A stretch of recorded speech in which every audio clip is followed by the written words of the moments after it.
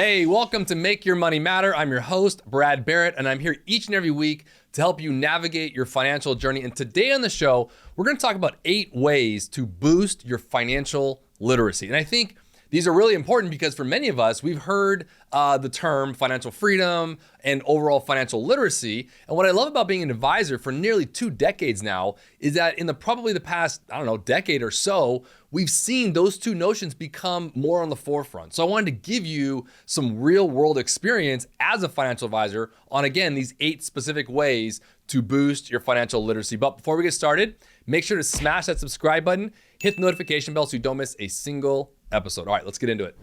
So friends, we all know the notion of knowledge is power. And the way you become knowledgeable about your finances is through, I think, these 8 that I'm gonna bring up. And ultimately, that's gonna lead us to financial literacy or literacy in general. I mean, the definition of it is understanding essentially what it is you're doing with your money. As you hear me say often, it's really important to know why you are doing what you are doing with your money. So these 8 key ways are very vital. And I wrote them out somewhat chronologically in a way so you can kind of follow along as a step-by-step process. So number 1 is know your cash flow. Friends, you hear me say it all the time, those of you who watch or listen to the Make Your Money Matter show, but it's really important for all of us to gain a full control over your financial situation. And currently, because before you move anywhere else, right? Before you invest in said thing by your coworker at the water cooler or your colleague or your neighbor, know your cash flow. Know your situation by routinely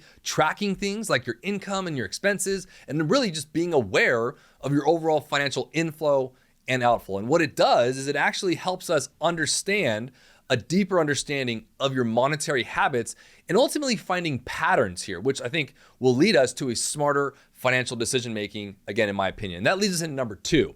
And this is where we get into the investing.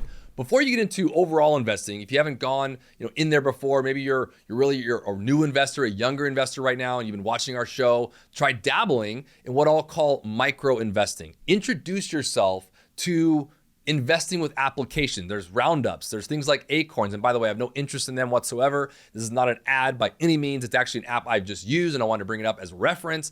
It's like a roundup situation, right? It allows what I'll call a low stakes approach, okay? And it simplifies your investment life, right? Which gives you one of the best things when it comes to knowledge, which is firsthand experience of market movements, of risks, of potential risk patterns, all while doing this while contributing to your financial knowledge. Number 3, once you've mastered and gotten used to some of the micro investing I just mentioned, now I think it's time to learn basic investing. And in my opinion, there's really 2 ways to do this. One is a DIY, do it yourself, which is great, no problem, right? You can learn a lot of resources out there. I'll talk about something here in a minute around some resources and some books and really some literature to go through.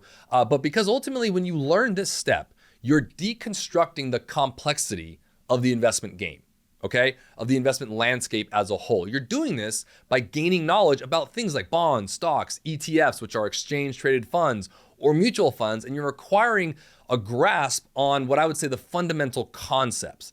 Things like diversification, risk tolerance, asset allocation, which by the way, are all super important and paramount for overall wealth accumulation. This is where a wealth manager, which is option number 2 here when this step, is to seek counsel, find an advisor to help you with this. That's another way you can get into the investing game. And number 4 is this, try some actual, take the DIY concept from number 3 and do it in your house. Understanding how to economize your home, this kind of leads back into, again, number 1, which is know your inflows and outflows. So instead of hiring someone, might be to look at some YouTube channels maybe and find out how to change the doorknob or fix the faucet sink yourself. Save some of the ways. And in that way, it actually helps you enhance your financial wisdom, which I know sounds counterintuitive, but you do so because you can see what you would have spent and then you can see what you actually spend. This is a great way, especially when things happen, which by the way, always will happen. Things in life will happen. That's the one thing we all know. And I think it's really important to actually try some of these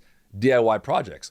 Okay, before I reveal the final 4 on our list here, I want to talk about something that's really important. My new course on paying off your debt. Look, part of enhancing your financial literacy, which is what we're talking about today, is understanding your debt and specifically credit card debt. And it's no secret that over 70% of Americans are in debt. You and I, we're not immune to this. And in order to achieve I think financial freedom and gain the financial literacy, which again, I'm talking about today, we have to eliminate our debt because your debt could be holding you back. And you can find the link in the description box below. You can sign up today to take control of your finances. All right. The fifth tip to enhance your financial literacy is using, let's call it a financial journal. Now, it doesn't have to be an actual financial journal, okay? Just a journal to write down some things that you already learned in maybe the first 4 steps here. So maintaining, this is like, detailing out your income, your expenses, your savings, your overall financial investment target. This practice, my friends, what I've noticed is it actually sharpens your financial consciousness. It brings everything in the subconscious that your goals are at to the forefront, which helps you identify really what I think is most important about a budget, which is patterns, because you can get lost in a budget, okay? Friends, understand that. Try to budget this, that, and you might be good for a few months, but you'll get lost in it. But what you're really looking for in doing a budget and knowing what's coming in versus what's going out is you want to look for patterns, which gives you an overall flow, I'll call it that, of what's coming in and what's going out. All right, the sixth one I want to bring up is to practice minimalism. Okay, one thing I think is really paramount is the notion of spend less than you make. Now, as simple as that sounds, I know many of you watching or listening are rolling your eyes, okay? It is by far probably the hardest thing for all of us to do when it comes to the success of our finances. So I think adopting or getting used to a minimalist lifestyle actually can aid, I think, in really distinguishing between what I call needs and wants. This is the necessities versus the luxuries, like overall. Essentially, you're refining your financial judgment when it comes to these things. Minimalism, by the way, should be clear. I'm not advocating the let's call it possession deprivation, so to speak, like not having things, but it focuses on cherishing and investing in things that really matter and truly matter to you. One of the reasons why I named our show Make Your Money Matter is because the concept I always try to instill in every client I'm blessed to work with is finding what matters to you and investing your time, your money, your energy into those things. All right, number 7 I'm gonna bring up here around financial literature are actually literature themselves. Find some financial books, all right? Immerse yourself in financial literature or in-depth knowledge of really, I think, varied perspectives on money management. You can read tons of books out there. I think a few I'll bring up is The Total Money Makeover is really good. And I would definitely recommend the book, The Psychology of Money by a guy named Morgan Housel, a great book. It starts with the concept of how you and I, all of us, emotionally relate to our money, which I think is a great starting off point. So find literature, find and read financial books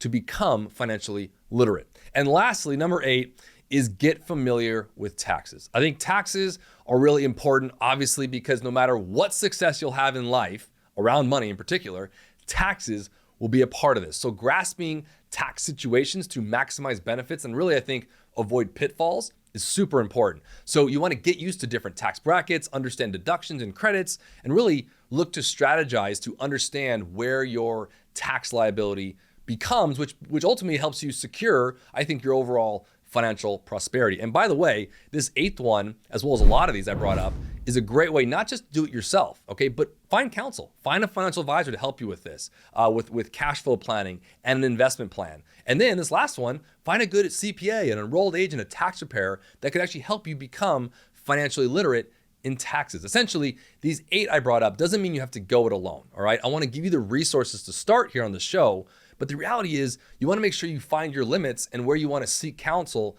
and find advice. Hey, hope you enjoyed that today. If you did, make sure to subscribe and hit the notification bell so you don't miss a single episode. And until next time, always remember to make your money matter.